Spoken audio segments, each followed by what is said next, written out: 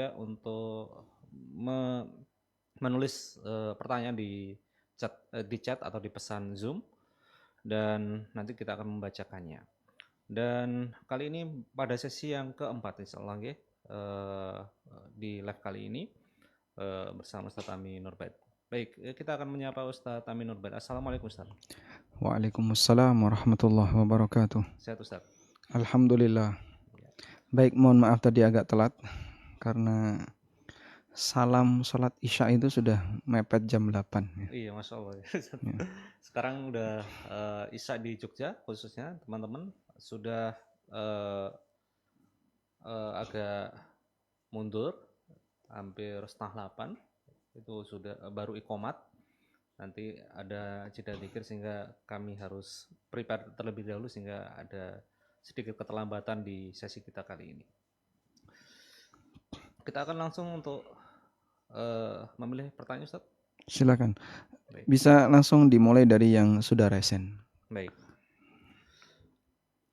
Ada 27 peserta yang ikut bergabung di sesi kali ini Ustaz, dari 100 peserta di angkatan yang ke-15. Baik, di sini ada Ibu Syifa untuk yang resen. Silakan untuk membuka mic-nya.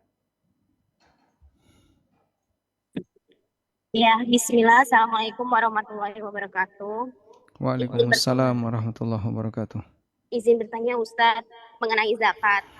Dari awal menikah, suami saya memberikan semua gajinya ke saya dan beliau bilang terserah saya mau apakan. Jadi tidak ada pembagian khusus karena suami saya membebaskan. Dari gaji itu saya tabung berupa emas yang nantinya tujuannya tabungan ini untuk cita-cita kami berdua. Sebelum saya menikah, saya pernah bekerja dan memiliki tabungan emas juga. Dan juga dikasih orang tua saya yang kalau dijumlah dengan hasil tabungan gaji suami saya itu sudah lebih dari nisab. Tapi saat ini saya sudah tidak bekerja lagi. Jadi satu-satunya pemasukan hanya dari gaji suami saya tadi. Pertanyaannya, apakah yang harus saya lakukan Ustadz? Apakah saya harus pisah harta dulu dengan suami? Karena saya bingung Ustadz, suami maunya gaji dipegang saya semua. Dan yang kedua, semisal kalau harus pisah harta dengan suami, setelah dibagi porsi saya juga lebih dari nisab. Apakah saya bisa bayar zakat pakai uang gaji suami itu tadi Ustadz? Mohon sarannya. Barakallahu fiik. Baik. Berkaitan dengan harta campuran suami istri, dalam perhitungan zakat itu dikembalikan kepada individu. Karena di antara ketentuan zakat adalah zakat itu milkun nafs, dimiliki secara pribadi. Sebagaimana sholat ibadah pribadi, zakat juga ibadah pribadi, puasa ibadah pribadi. Rukun Islam yang kita kenal semuanya ibadah pribadi. Maka tidak ada zakat kolektif, tidak ada sebagaimana tidak ada puasa kolektif atau sholat kolektif. Berbeda dengan kurban. Kalau kurban itu ibadah keluarga. Sehingga satu orang kepala rumah tangga atau anggota keluarga berkorban atas nama seluruh anggota keluarga yang lain. Itu bisa. Tapi kalau zakat tidak berlaku demikian. Oleh karena itu harta campuran suami istri, maka untuk zakat mal dia perhitungannya dipisahkan. Perhitungan dipisahkan. Mohon diperhatikan, di sini saya mengatakan perhitungan dipisahkan. Kalau fisiknya digabungkan sah-sah saja. Tapi secara perhitungan dipisahkan. Sehingga suami punya nilai berapa, istri punya nilai harta berapa. Sudah? Kemudian, yang saya pahami dari pernyataan suami Anda, ini gaji saya dibawa semuanya dan diserahkan semuanya ke istri. Itu bukan berarti diserahkan semuanya ke istri, tapi diwakilkan ke istri untuk mengelolanya. Bahasa Jawa sebutannya ngecakne ya. Sehingga ini silahkan kamu cakne, kamu kelola, kamu manfaatkan sesuai dengan apa yang dibutuhkan oleh keluarga, dan kalau sisa silahkan dijaga. Dan di bagian ini sang istri berarti diberi amanah untuk menjaga harta suami tersebut. Secara kepemilikan tetap jadi milik suami, tapi di posisi secara pengelolaan istri diberi kebebasan oleh suami untuk mengelolanya. Sehingga dalam hal ini milik suami dizakati suami, dan demikian pula milik istri nanti dia dizakati oleh istri. Baik, demikian standar perhitungan zakat yang berlaku untuk harta campuran suami istri. Oleh karena itu, kalau tadi Anda sebutkan bahwa Anda dulu pernah bekerja dan memiliki tabungan, kemudian ditambah dengan apa yang diberikan oleh suami, maka mungkin Anda perlu pisahkan dulu, punya Anda berapa, punya suami berapa. Kemudian yang terakhir, boleh nggak istri membayar zakat dengan uang suami? Pada asalnya begini, kalau ini ada sebuah harta, mal, maka zakat yang dikeluarkan adalah diambil dari harta tersebut. Zakat dari objek yang sama. Sehingga kalau di sini ada harta, maka zakat yang dikeluarkan dari mana? Ya dari harta ini. Makanya 2,5% itu ya dari 2,5% harta tersebut. Sehingga tidak mengambil harta yang lain. Maka kalau ini adalah harta milik istri, berarti 2,5% dari milik istri. Bagaimana kalau suami nyumbang misalnya?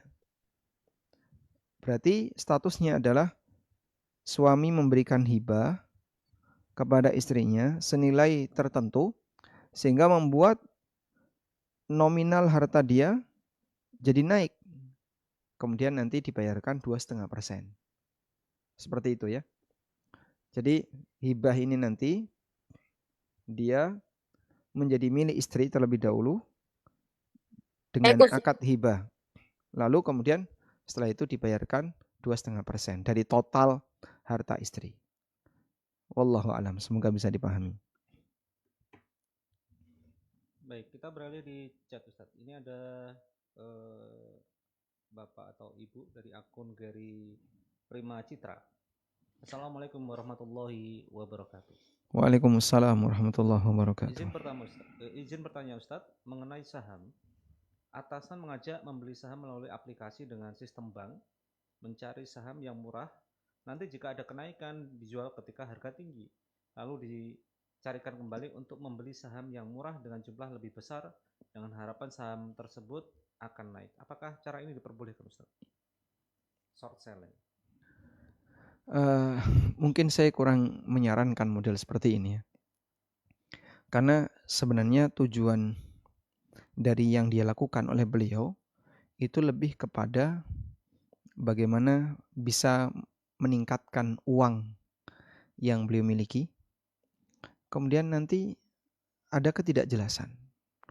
Karena kan pasar saham itu ya kita tahulah naik turun. Ya walaupun kami menghargai adanya pendapat yang lain yang mengatakan ya seperti ini sah-sah saja dan boleh. Namun bagi saya tujuan utama dari trading ini sebenarnya lebih kepada instrumen investasi untuk mengembangkan uang tadi, tapi dengan sebuah neraca yang tidak jelas. Ya. Fluktuasi dari harga saham tadi yang tidak jelas. Kadang perusahaannya biasa saja, tidak ada perubahan apapun. Beberapa teman yang kerja di perusahaan tertentu yang dia sudah go public, dia bilang perusahaan kami biasa saja, produksi tetap sama seperti tahun sebelumnya, seperti bulan sebelumnya, tapi kok sahamnya naik atau sahamnya turun. Jadi ternyata berbeda antara pasar saham dengan kondisi real perusahaan. Dan yang namanya harga saham terkadang bisa dimainkan berdasarkan berita. Jadi dibuat berita apa terus naik, dibuat berita apa bisa turun. Untuk itu kalau modelnya seperti ini, wallahu alam, ini mirip seperti orang naruh duit di sebuah entitas tertentu, terus nanti nggak jelas, fluktuasinya nggak jelas, terus tiba-tiba ada dua kemungkinan antara untung besar atau rugi besar. Antara untung dari uang yang dia taruh atau rugi. Dan tidak ada unit usaha real yang terjadi di situ. Oleh karena itu mungkin kami sarankan kalau emang mau investasi ya, investasi di unit usaha real, dan kalau emang tujuannya untuk beli saham dalam rangka untuk mendapatkan bagi hasil. Karena sejatinya jual beli saham itu tujuannya adalah membeli aset dari perusahaan tersebut agar nanti dia bisa mendapatkan bagi hasil. Wallahu a'lam. Kita beralih di Resen yang angkat tangan Ustaz. Ada Bapak Adi, silakan untuk open mic-nya. Ba- Baik, Ustaz. Assalamualaikum warahmatullahi wabarakatuh. Waalaikumsalam warahmatullahi wabarakatuh. Saat perkenalkan, saya Adi. Saat ini sedang memiliki usaha gerobakan minuman herbal. Alhamdulillah udah ada 10 cabang. Masya Allah, Eh, barakallahu fiik. Kemarin-kemarin saya berniat ingin mengembangkan usaha saya di kota lain. Di Jogja Tapi sudah ada, Pak? belum ada, Ustaz. Oh, belum ada. Iya, baru di Berarti Tasik. ada peluang bagi kami untuk membuka. Insya Allah. Nah, kemarin saya kan mau buka di kota Bandung, Ustaz. Dan qadarullah kurang modal, akhirnya saya buka investasi. Saya tawarkan ke teman-teman saya dengan akad seperti ini, Ustaz. Kalau ada yang menyelisih syariat, mohon dikoreksi. Jadi saya buka saham.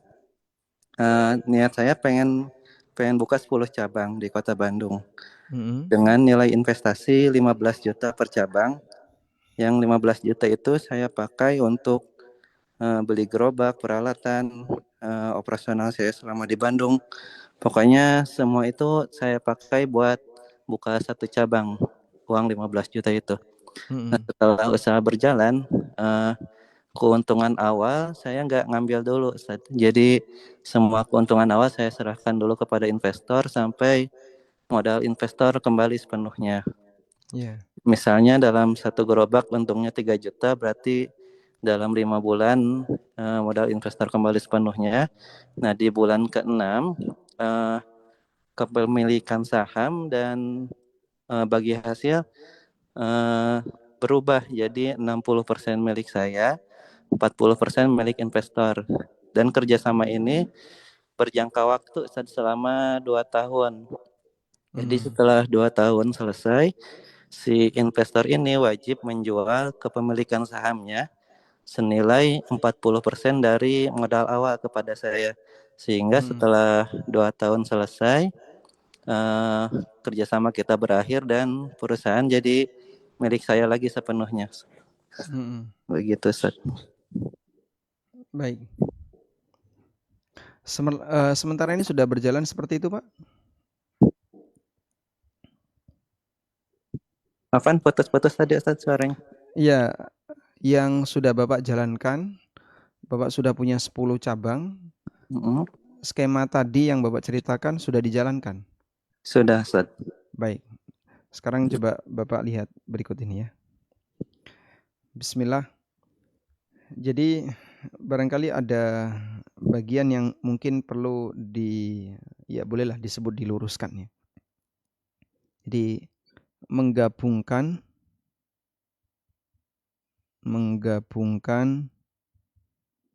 akad atau beberapa akad. Sebut saja 2 akad dalam 1 akad.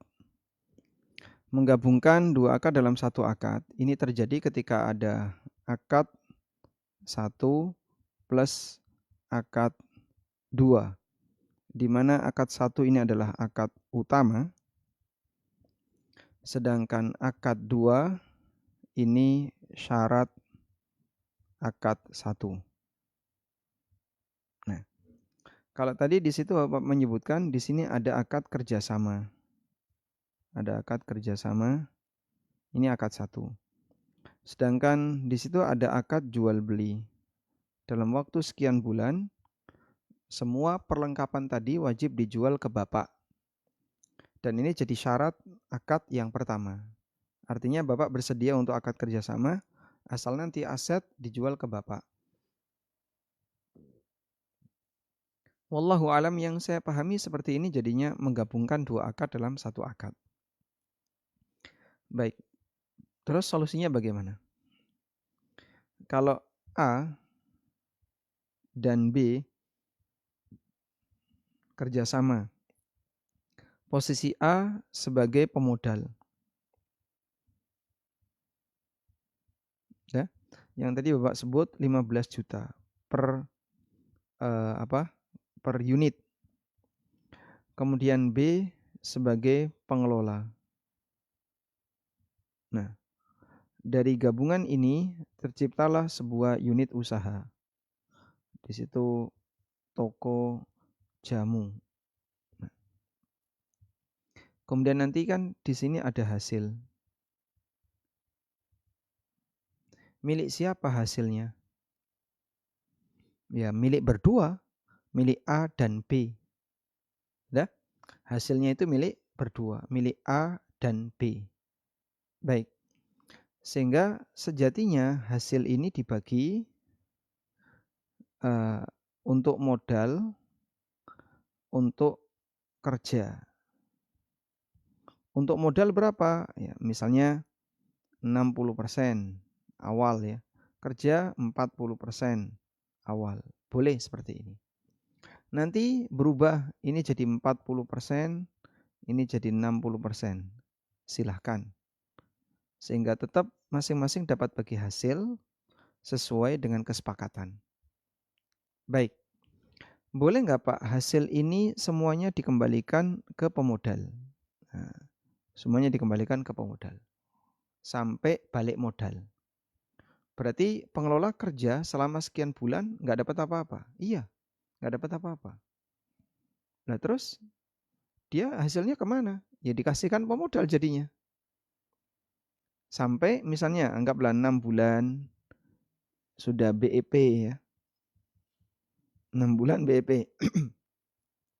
Sehingga semua modal sudah balik. Kalau semua modal sudah balik, terus modal ini kan berarti pindah jadi punyanya A lagi. Jadi punyanya B.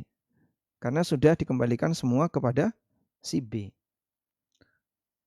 Jadi maksud saya, gerobak ini kan utuh. Perlengkapan di situ utuh. Ya memang mengalami penurunan nilai. Penyusutan. Tapi selama 6 bulan, dia masih utuh. Nah ketika dia masih utuh, gerobak ini milik siapa? Ya milik pemodal Pak. Lah kan sudah dikembalikan semua. Sudah dikembalikan semua. Kalau sudah dikembalikan semua kan berarti sudah bukan milik dia lagi. Sudah dibayarkan semua. Tapi kan dulu awalnya dari dia. Iya, makanya tadi sudah dikembalikan semua. Nah ketika sudah dikembalikan semua, berarti kan modal itu sudah habis. Nah, terus maksudnya gimana? Kalau si A ingin tetap dapat bagi hasil, berarti dia harus punya modal yang masih bertahan di unit usaha itu. Gerobak itu tidak boleh dibayar. Tapi gerobak itu tetap jadi milik si A. Sudah? Nah, karena dia tetap jadi milik si A, maka dari situlah si A bisa dapat bagi hasil. Selama berapa lama? 2 tahun Pak. Nah, begitu 2 tahun, sekarang gerobak ini mau diapakan? Karena mau pecah kongsi. Nah, pilihannya si B bikin baru atau dia melanjutkan usaha itu. Yang kedua. Yang pertama si B bikin baru atau dia melanjutkan usaha tadi. Nah, kalau dia melanjutkan usaha tadi, berarti perlu dilakukan likuidasi. Gerobak ini akan dicairkan dengan cara dijual. Karena B mau melanjutkan. Tapi pemodal akan mendapatkan pengembalian dari gerobak yang masih sisa. Terus dijual. Nah sekarang siapa yang mau beli? Nah, B boleh nggak beli? Silahkan. Tapi sifatnya pilihan. Artinya yang beli tidak harus B, bisa orang lain. Begitu ya. Bisa dipahami nggak kira-kira? Jadi toko jamu tadi, toko jamu perlengkapannya kan milik si A sebagai pemodal. Udah? Berjalan selama 6 bulan. Nah, ketika berjalan selama 6 bulan, apakah toko jamu ini tetap ada? Ada. Nah, karena ada, berarti milik siapakah toko jamu itu? Ya milik pemodal. Nah, kalau milik pemodal berarti kan jangan ditebus, jangan dibayar. Biarkan tetap ada. Jadi tetap milik pemodal. Bisa dipahami ya? Sehingga di sini selama 6 bulan nanti ada hasil, ini dibagi hasil bisa dengan cara pemodalnya dibuat lebih besar. Tapi bukan dalam rangka untuk menebus barang itu. Cuman dia dikasih lebih besar. Nah, kerjanya dikasih lebih kecil. Setelah berjalan 6 bulan, dibalik 40% pemodal, 60% kerja. Tapi gerobak masih tetap jadi milik si A. Karena alasan dia masih punya modal di situ, itulah yang membuat dia berhak dapat bagi hasil. Semoga bisa dipahami ya. Tapi kalau gerobaknya sudah dibayar dulu, Anda ini tak bayari dulu di awal. Sampai sudah BEP, sekarang si A kan sudah nggak punya modal lagi, uang gerobaknya sudah dikembalikan dalam bentuk dibayar tadi. Terus si A dapat hak apa? Wong dia sudah nggak punya, dia nggak kerja, nggak ada modal, nggak ada. Kalau orang dapat bagi hasil itu kan karena dia punya modal atau dia punya kerja. Dia punya modal atau dia punya kerja. Wallahu alam. Semoga bisa dipahami. Baik, selanjutnya. Masih di Rasen, di sini ada Bapak Agus Sumedi. Silakan untuk open mic. Halo, Assalamualaikum. Waalaikumsalam warahmatullahi wabarakatuh. Silakan Bapak. Ya, ini saya Agus Ustaz dari Gresik. Ini saya silakan, bertanya, Pak Agus. ya, saya kan seorang pedagang konter pulsa, juga ada jasa kirim transfer uang antar bank serta top up e-wallet. Pertanyaan Ustaz, bagaimana hukum membuka jasa kirim uang atau top up e-wallet? Apakah usaha ini diperbolehkan? Mohon penjelasan Ustaz ya. Terima kasih. Bapak hanya membuka jasa payment gateway ya, untuk jalur lalu lintas keuangan. Ya insya Allah enggak apa-apa. Dan dari situ Bapak berhak untuk dapat fee sesuai yang disepakati. Iya. Jadi misalnya kalau mau transfer 1 juta, maka kami transferkan, bayarnya sekian. Bisa demikian. Wallahu a'lam. Terus itu kalau kirimnya pakai m-banking itu nggak apa ya, Ustaz? Iya, berarti kan Bapak punya saldo di rekening Bapak ya. Ya. Nah, dia datang ke sini dengan membawa misalnya uang 1 juta. Bapak punya rekening uang di rekening 1 juta. Nah, di sini terjadi sorf. Uang Bapak ditransfer ke dia, ke orang lain. Bapak menerima uang 1 juta tadi. Begitu? Maka harus dilakukan secara tunai. Sehingga begitu Bapak nerima dari konsumen 1 juta, di waktu yang sama Bapak transfer. Bisa dipahami? Ya, Pak. Ya. Sama. Tapi karena ada layanan, Bapak berhak untuk menerima fee sesuai yang disepakati. Ya. Selanjutnya? Sama ini, Bu. Saya kan juga melayani itu tarik tunai. Jasa tarik tunai. Artinya konsumen datang ke saya itu kirim uang ke rekening saya, terus saya kasih uang cash. Sekalian saya kasih admin, saya ambil admin gitu. Bolehkah itu, Ustaz? Tarik tunai. Biasanya di ATM ini, Ustaz. Ada ATM ini atau kalau kita nyebut ATM. Enggak, beliau sedia uang tunai. Iya, sedia uang tunai. Uang tunai. Orang ini transfer ke tempat Bapak, terus dia dapat. Iya, dapat. Akadnya murni sarf kalau itu, Pak. Kalau akadnya murni sarf, tukar menukar uang dengan uang, berarti tidak boleh ada kelebihan. Ada jasa apa di balik itu? Untuk biaya admin seperti itu. Lah ya. Biaya admin. Berarti nggak boleh pakai biaya admin ya? Yang saya pahami nggak boleh yang ini. Karena kalau ada biaya admin, berarti kan 1 juta plus 2.500, ini dapat 1 juta. Iya. Ya, beda dengan pengiriman tadi. Ini saya terima, akan saya kirimkan ke sana, tapi kena biaya admin sekian. Begitu, Pak? Udah Oh, 5 oke oke. Iya iya. Oke oke. Ya, terima kasih Ustaz ya. Barakallahu fiik. Ya, sekian ya. Assalamualaikum. Waalaikumsalam warahmatullahi. Baik, kita beralih di chat Ustaz. Ini ada pertanyaan dari Ibu Dian. Assalamualaikum. Waalaikumsalam warahmatullahi. Saya dan suami saat ini adalah pernikahan kami yang kedua.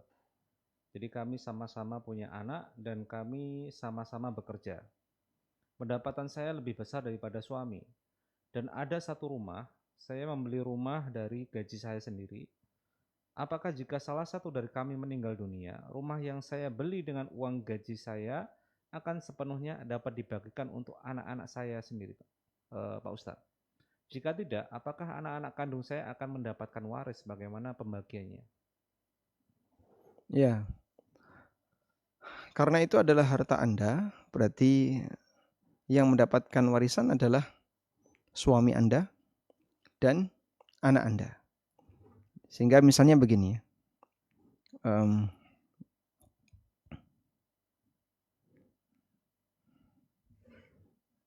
ada pernikahan antara janda dan duda. Ini D atau D menikah dengan C. Masing-masing bawa anak ya. Masing-masing bawa anak. D punya anak Z, C punya anak misalnya L. Nah, dari D dan C ini melahirkan anak misalnya F. Ya. Pertanyaannya, kalau C meninggal, siapa ahli warisnya C? Ahli warisnya adalah F, L, dan D sebagai suaminya. Ya. Kalau D meninggal, siapa ahli warisnya D? Ahli warisnya adalah Z, F, dan C. Maka F bisa dapat warisan dari D dan dari C. Karena dia adalah anaknya D dan C. Beda dengan L. L dengan Z, L anaknya C, Z anaknya D.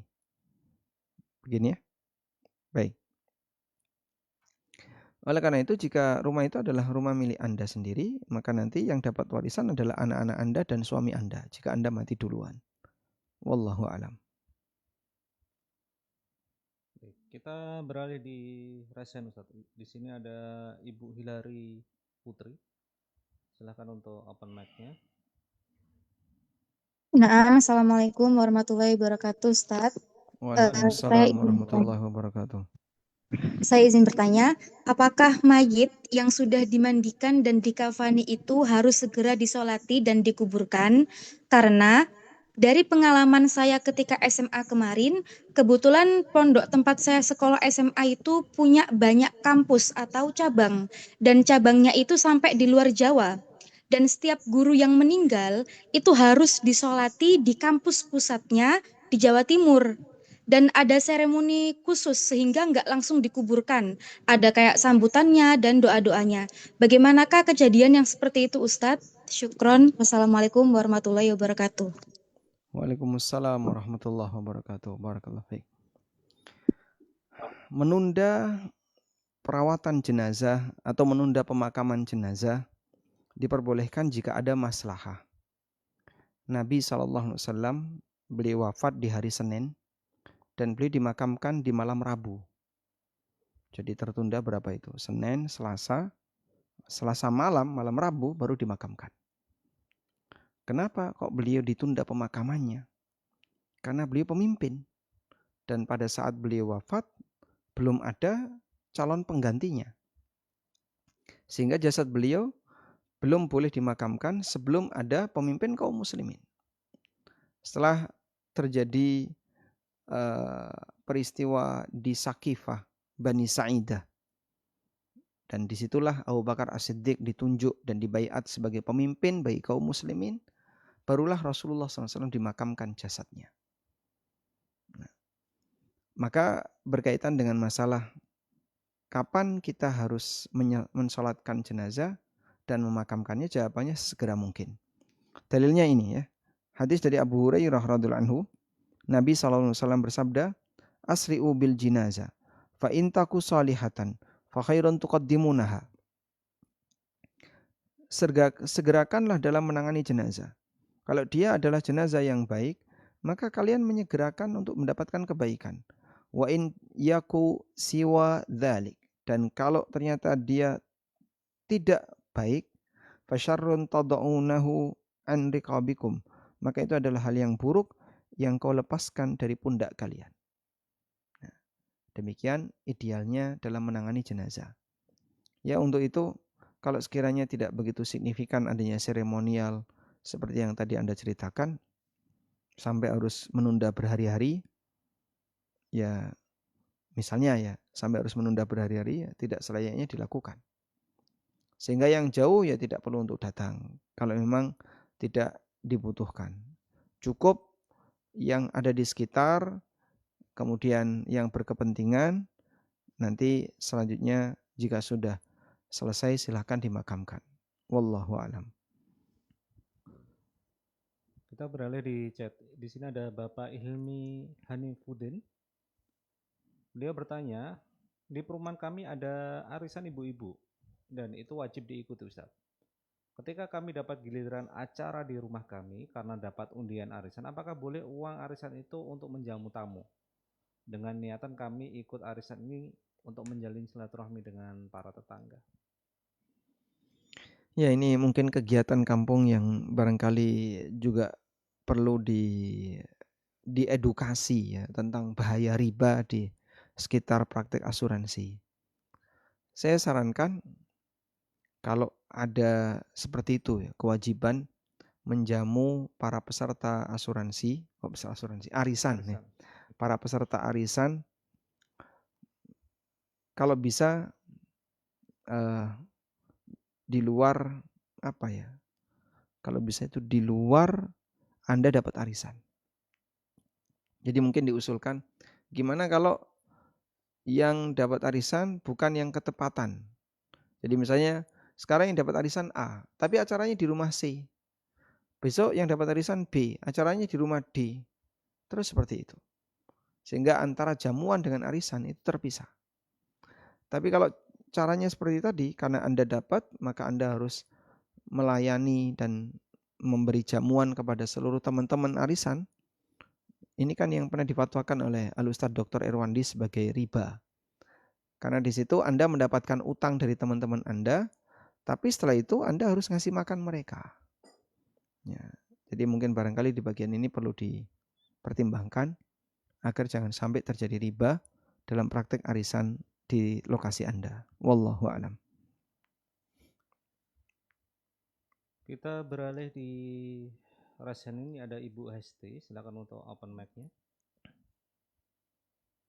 Ya, Assalamualaikum warahmatullahi wabarakatuh. Izin bertanya. Waalaikumsalam warahmatullahi wabarakatuh. Saya ingin bertanya tentang jasa forwarder. Jadi forwarder itu adalah jasa untuk impor barang. Biasanya kita membayar per 1 meter kubik. Biasanya 5 juta per 1 meter kubik. Skemanya seperti ini, Ustaz. Kita kan beli barang dari Cina, misal, terus dikirim ke gudang forwarder. Dari gudang forwarder itu dikirim ke gudang beliau yang ada di Cina. Tapi kita bayarnya itu setelah barang tersebut sampai di gudang Jakarta. Sedangkan forwarder tersebut kan tidak punya kapal sendiri. Jadi beliau juga seperti menyuruh kapal angkut untuk mengangkutkan barang dan beliau bayari dulu. Apakah seperti itu tidak termasuk talangan atau diperbolehkan apa tidak? Konsumen forwarder ini sudah nggak bayar kapal lagi? 5 juta per kubik meter itu. Per kubik? Iya, itu sudah termasuk semuanya all-in, dari pengurusan surat-surat, dari izin dan lain-lain. Baik. Wallahu alam, insyaallah sudah benar yang seperti ini. Jadi posisi forwarder tadi dia beli jasa kapal dulu, baru kemudian dijual ke konsumen. Jadi ini bukan talangan tapi kulak produk jasa. Ya, seperti mohon maaf seperti umroh ANB itu kan kita kulak dulu ke travel ya. Ke travel kita kulak. Per paket berapa? Sekian. Sudah saya beli 300 paket. Sudah? Terus kami bawa 300 paket itu. Kemudian kita jual ke para jamaah.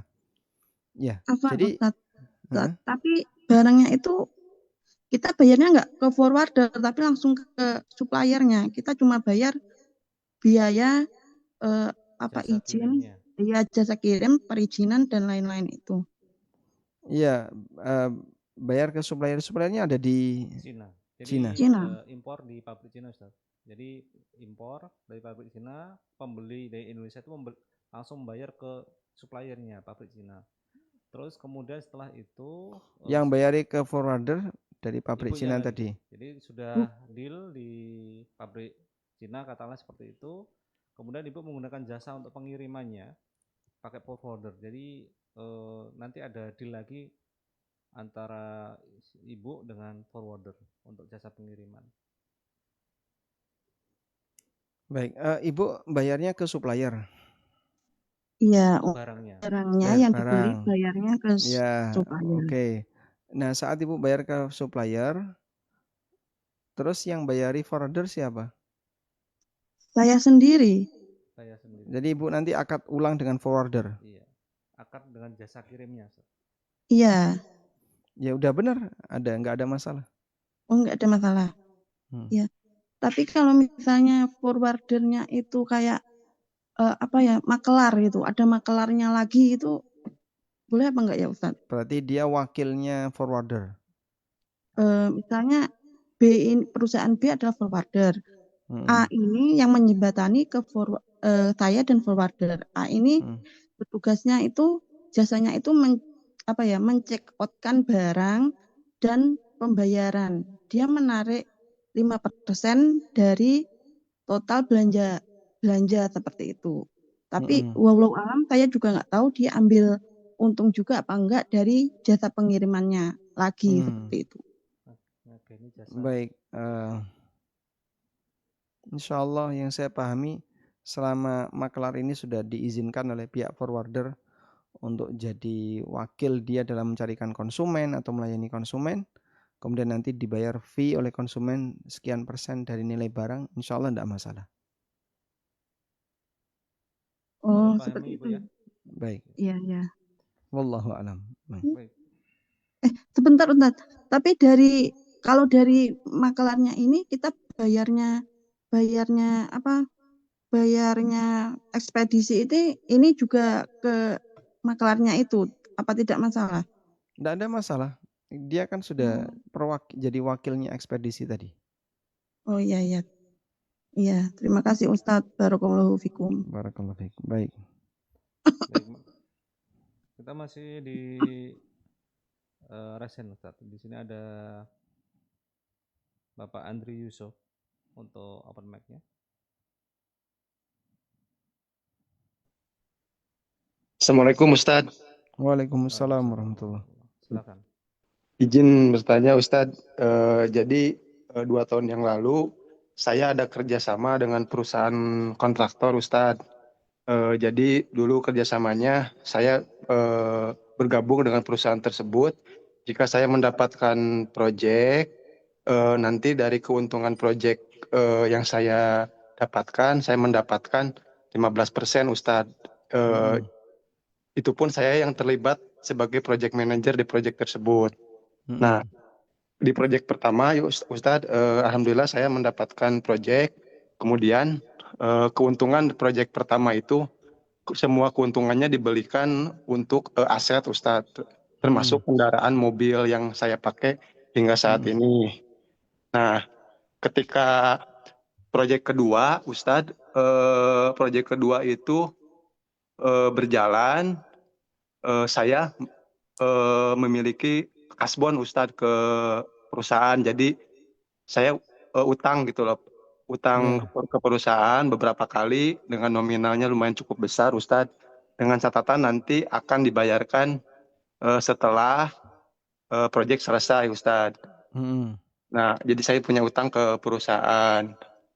Nah, kemudian setelah berjalannya proyek kedua ini, si perusahaan ini sering bertransaksi riba dan pinjam ke rentenir, Ustadz. Sehingga saya mulai agak kurang nyaman bekerja sama dengan mereka, sehingga di ujung-ujung pertengahan 2025 itu ya sempat terjadi konflik, akhirnya saya mengundurkan diri Ustadz di perusahaan tersebut. Nah, tapi saya tetap komunikasi dengan pihak perusahaan karena saya selalu ingat saya memiliki hutang terhadap perusahaan Ustadz. Kewajiban saya terhadap mereka. Cuman di satu sisi saya juga masih punya hak dari keuntungan profit yang dulu disepakati di awal. Nah, maksud saya itu saya sudah berusaha bulan kemarin ngirim surat secara resmi kepada pihak perusahaan. Saya ingin mengetahui laporan keuangan proyek yang saya dapatkan, apakah untung apa rugi. Jika masih ada keuntungan, saya ingin dibayarkan hutang saya. Yang kedua, jika memang dari laporan keuangan masih kurang, saya ingin menjual seluruh aset, kemudian untuk dibayarkan hutang saya. Nah, tapi dengan itikat seperti itu, tidak ada respon sama sekali Ustadz sampai sekarang. Kayak tidak ada itikat baik gitu dari pihak mereka. Itu solusinya gimana ya Ustadz? Apakah saya tetap harus bayar utang saya? Ataukah boleh saya tidak membayar Ustadz? Utang Bapak di perusahaan tersebut? Betul. Ya, baik. Untuk sementara Bapak tahan dulu. Karena ada kemungkinan Bapak punya uang di sana dari proyek yang tadi dijalankan oleh perusahaan tersebut. Nah, jadi utang ini sebagai gadai, Pak, sebagai jaminan. Ya, kalau kalian tidak transparan, tidak tunjukkan bagaimana neraca keuangan, ya utangnya akan saya tahan dulu. Tapi kalau transparan, walaupun rugi, akan kita usahakan utangnya lebih cepat dilunasi. Oh, gitu. baik, Ustaz. Baik, jadi jadikan utang tadi sebagai jaminan. Siap, Ustaz. Terima kasih atas jawabannya, Ustaz. Masya Allah, alhamdulillah. Baik, selanjutnya. Baik, sebentar Ustaz. Di sini ada Bapak Angga. Beliau bertanya, saat belanja di marketplace, banyak toko yang mewajibkan asuransi pengiriman meskipun nominalnya kecil. Bagaimana hukumnya Ustaz? Bagaimana hukum asuransi proteksi elektronik atau furniture saat membeli elektronik di marketplace? Nah, ada 3 ketentuan. Sebuah klausul bermasalah tetap boleh kita ikuti. Pertama adalah klausul itu sifatnya sepihak, sehingga saya nggak bisa menghindar, harusnya kayak gini. Ya. Yang kedua, memungkinkan untuk dihindari pengaruhnya. Dihindari pengaruhnya itu seperti ini. Jadi kalaupun terjadi resiko, Anda tidak minta apapun. Udahlah, anggap asuransi itu seperti nggak ada apa-apa. Jadi Anda tidak mengharapkan keuntungan dari situ. Kemudian yang ketiga, ini sifatnya mendesak. Sehingga Anda akan kesulitan untuk mencari ekspedisi kalau tidak diasuransikan misalnya. Sehingga sifatnya mendesak. Nah, ketika ada 3 unsur ini, maka diperbolehkan bagi Anda untuk tetap melanjutkan transaksi tadi walaupun ada asuransinya. Jadi insya Allah tidak masalah. Apalagi tujuan utamanya kan sebenarnya mengirim barang, bukan ikut asuransi. Beda dengan asuransi jiwa, asuransi apalagi misalnya asuransi hari tua, jaminan hari tua. Sehingga dia bayar itu tidak ada produk apapun. Tidak ada produk jaminan apapun. Nanti kalau Bapak tua, kita bayarkan. Nah, cuman itu saja. Makanya asuransi jiwa dan seterusnya ini sifatnya jadi tujuan utama. Sementara untuk asuransi pengiriman, dia bukan tujuan utama. Tujuan utamanya kirim barang. Cuman diwajibkan harus ada asuransi karena barang Anda mahal misalnya. Wallahu a'lam. Baik, masih di chat Ustaz terkait dengan mudharabah dari Pak Isfan Rozin. Assalamualaikum warahmatullahi wabarakatuh. Ustaz. Waalaikumsalam warahmatullahi wabarakatuh. Mohon izin bertanya terkait akad mudharabah. Jadi si pemodal, katakanlah A, memberi uang kepada pengelola yaitu B untuk menjalankan usaha produksi makanan. Jangka waktu akad 3 bulan, disepakati bagi hasil 15%, pemodal 80 disepakati bagi hasilnya 15%, pemodal 85% pengelola. Ada kasus di akhir masa akad B belum bisa mengembalikan modal kepada A karena salah pengelolaan pada kebutuhan yang tidak seharusnya. Bolehkah A tetap meminta B mengembalikan modal secara utuh? Kalau misal bagi hasil bulan 1 sampai 3 sudah dibagikan, tapi pada awal bulan keempat saat akad seharusnya sudah berakhir, B mengoreksi laporan keuangan bahwa profit bulan ketiga minus. Otomatis pengaruh ke bagi hasil yang sudah diterima A. Koreksi laporan keuangan tersebut karena salah pengelolaan modal oleh B. Bagaimana pembagian hasil yang sudah terbagikan? Masya Allah. Baik sekali, Pak. Pertanyaannya panjang, Ustaz. Ada wan prestasi sepertinya terkait dengan ya, A pemodal memberikan modal kepada B sebagai pengelola. Nah, di akhir masa akad belum bisa mengembalikan modal karena salah pengelolaan modal. Baik. Untuk nomor 1 ya, bahwa yang namanya resiko itu ditanggung siapa sih? Kalau akadnya mudharabah ya ditanggung bersama. Tapi di sini hanya ada catatan. Jika resiko itu terjadi karena kesalahan pihak pengelola, maka pengelola harus bertanggung jawab untuk mengembalikan. Tapi kalau di luar kesalahan pengelola, maka pengelola tidak berkewajiban untuk mengembalikan. Dan teledor atau salah ini ada 2. Pertama, melakukan sesuatu yang tidak selayaknya dilakukan. Yang kedua, tidak melakukan sesuatu yang selayaknya dilakukan. Nah, kalau Anda punya bukti kuat bahwasanya pengelola dalam hal ini keliru, dia misalnya melakukan keteledoran sehingga membuat usaha itu jadi rugi, maka nanti pengelola yang harus ganti rugi.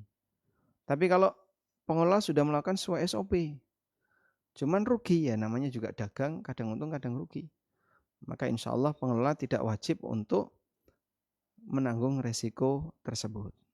Wallahu a'lam. Bagi hasil, jadi pengelola nanti tidak wajib mengembalikan modal, tapi dia tidak dibayar karena usahanya rugi. Kemudian bagi hasil bulan 1 sampai 3 sudah dibagi. Tapi pada awal bulan 4 saat akad seharusnya sudah berakhir, B mengoreksi laporan keuangan bahwa net profit bulan 3 minus. Otomatis pengaruh bagi hasil yang sudah diterima si A. Koreksi laporan keuangan tersebut karena salah pengelolaan modal oleh B. Baik. Anda mungkin fokus pada bagi hasil yang sudah Anda terima. Pertanyaannya, saat 3 bulan pertama itu memang untung atau tidak? Untung, Pak. Maka insya Allah bagi hasilnya halal sudah. Sementara kedepannya yang nggak jelas, ya tidak ganggu yang pertama tadi. Wallahu a'lam. Baik. Baik. Kita ke resen Ustaz. Di sini ada Ibu Titik Mariani. Silakan Ibu untuk membuka mic-nya.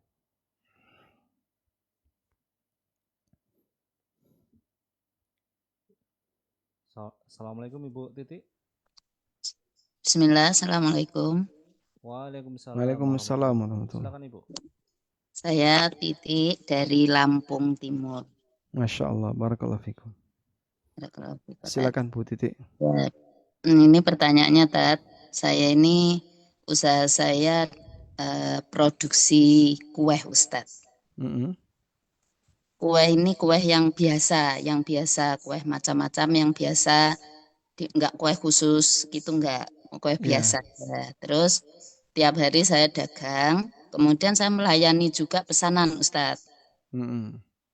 Kalau ada yang pesan juga saya layani. Kemudian yang pertanyaannya nih Ustadz, yang pertama, kalau ada kan itu juga saya menyediakan untuk reseller juga. Jadi kalau yang mau menjualkan tak silakan, tapi caranya cuman mereka itu saya bagi foto aja Ustadz, gambar-gambar dari HP gitu. Terus nanti mereka pasang di HP mereka, terus kalau mereka ada yang pesen langsung chat saya, begitu Ustadz. Nanti saya yang mengantarkan sendiri. Jadi dari produk saya ini mengantarkan sendiri ke konsumen yang beli itu. Nah, terus harganya itu Ustadz, tapi saya persilahkan misalkan enggak tak pasang harganya Ustadz. Jadi harganya mereka buat sendiri ya silahkan saja. Yang penting nanti dari saya sekian, nanti reseller saya dapat sekian persen kayak gitu Ustadz. Nah nanti saya kasih sendiri fee-nya itu, persenannya itu. Tuh. Terus yang kedua Ustadz, kadang reseller itu langsung datang, kemudian mereka beli Ustadz, beli kepada saya, di rumah saya beli, di tempat produk saya itu beli, kemudian mereka taruh di sini saja di tempat saya itu, terus yang beli itu ngambil ke rumah saya Ustadz. Begitu. Ngambil ke tempat produk saya itu, diambil oleh yang beli, tapi uangnya sudah diambil oleh reseller. Nah, seperti itu.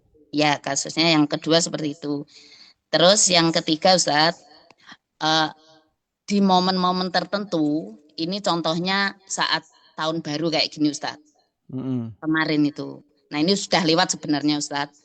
Tapi kemarin nggak bisa bertanya, nggak ada kesempatannya. Jadi ini ya tak tanyakan juga. Nah, ini kan kadang-kadang itu ada yang sudah tersedia, ada yang belum. Misalkan yang kue yang besar-besar itu saya nyetoknya nggak banyak gitu Ustadz. Misal cuma satu atau beberapa gitulah. Nah, orang kalau membutuhkan banyak itu harus pesan dulu Ustadz. Nah, kayak gitu. Misalkan untuk nikahan, untuk ini harus pesan dulu. Nah, terus di antaranya itu juga ada orang-orang Nasrani Ustadz. Tetangga jauh saya itu ada orang Nasrani, saya tahu mereka itu orang Nasrani. Kemudian mereka beli kurang, ya seringlah mereka beli, tapi kan ini acara mau tahun baru tahu Ustaz. Nah, mereka pesen karena yang mereka beli saat mereka beli itu kurang gitu Ustaz. Jadi mereka pesen, Bu saya pesen sekian loyang kayak gitu Ustaz. Tanggal sekian gitu. Nah, seperti itu Ustaz. Seperti itu Ustaz, tapi saya buatkan karena mereka itu beli kemudian pesen kurangannya kayak gitu Ustaz. Nah, ini hukumnya bagaimana Ustaz nih? Ini ada 3 kasus kayak gini Ustaz. Baik. Terima kasih Nanti jawabannya. sambil dipandu ya Bu. Saya awali yang terakhir dulu. Yang terakhir insya Allah tidak masalah. Kalau dia tidak pernah menyampaikan tujuannya adalah untuk perayaan yang haram. Ya, Ustaz. Sehingga misalnya cuman pesan saja, tapi dia nggak ngomong apapun, ya silahkan Ibu layani. Masalah nanti penggunaan dia untuk acara terlarang atau acara yang lain, Ibu tidak bertanggung jawab. Wallahu a'lam. Tapi kalau kok saya itu karena saya waktu itu saya tanyakan juga kepada salah satu gitu. Tapi kok diilatkan sama penjualan pisau itu loh Ustadz.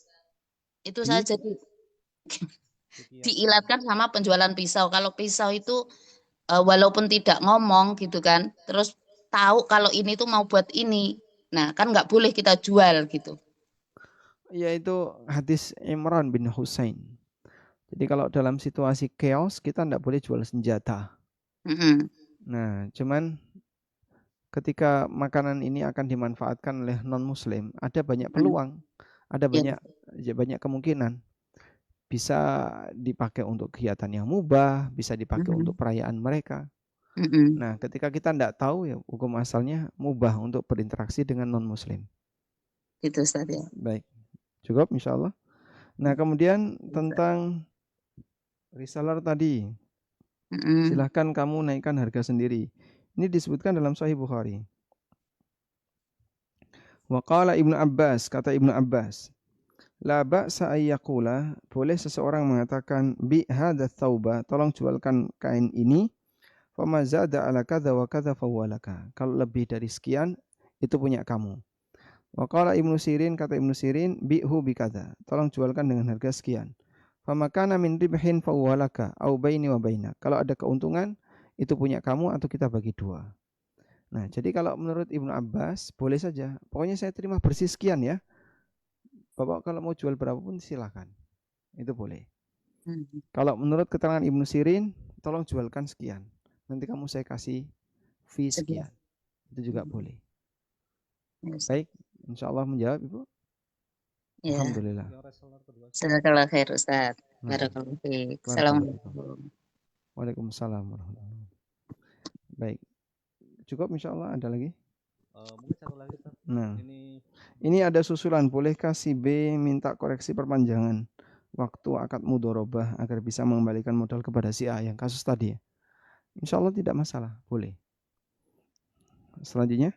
Baik, ini yang terakhir Ustaz, yang resen ya. Silakan untuk Bapak Agus untuk membuka mic-nya. Pak Bagus, Pak apa Bagus, Pak? ya. Pak Bagus. Silakan Bapak. Assalamualaikum warahmatullahi wabarakatuh, Ustaz. Waalaikumsalam warahmatullahi wabarakatuh. Silakan Pak Bagus. Assalamualaikum, Ustaz. Barakallahu fiik. Ana izin untuk share dokumen boleh, Ustaz? Supaya lebih mudah untuk menerangkannya. Secara singkat aja mungkin Pak. Oke, jadi gini Ustaz. Ini kami ada tawaran kerjasama untuk penyewaan truk, kren truk, Ustaz. Jadi pemilik usaha ini akan mendapatkan PO dari PTA untuk penyewaan truk, truk kren. Jadi dia membutuhkan truk untuk operasional di tambang selama 1 tahun. Iya. Nah, jadi si pemilik usaha ini karena kekurangan modal, dia hanya sanggup untuk membeli truknya saja. Sedangkan kerennya ini dia butuh tambahan modal. Nah, ditawarkanlah kepada kami. Nah, jadi skemanya adalah karena dia dapat DP dari si klien, DP-nya ini akan dia gunakan untuk pembelian truk, Ustadz. Iya. Nah, kemudian kami diminta untuk menyediakan kerennya yang akan dicantolkan di truknya itu. Iya. Nah, jadi skemanya kan dia menyediakan truk plus mungkin modal, ada driver, mungkin ada operasional, bensin, solar, kemudian dan lain-lain. Nah, kami menyediakan kerennya ini, Ustadz. Nah, untuk seperti ini kan musyarakah, Ustadz ya. Nah, pertanyaannya adalah untuk perhitungan modalnya nanti pada saat di awal kan berarti kan si A ini plus operasional dan kami hanya menyediakan kerennya saja. Jadi kami tidak menyediakan uang tapi menyediakan barang, Ustadz. Pada saat akhir kerjasama itu asetnya ini modal bersamakah atau tetap dihitung masing-masing, Ustaz?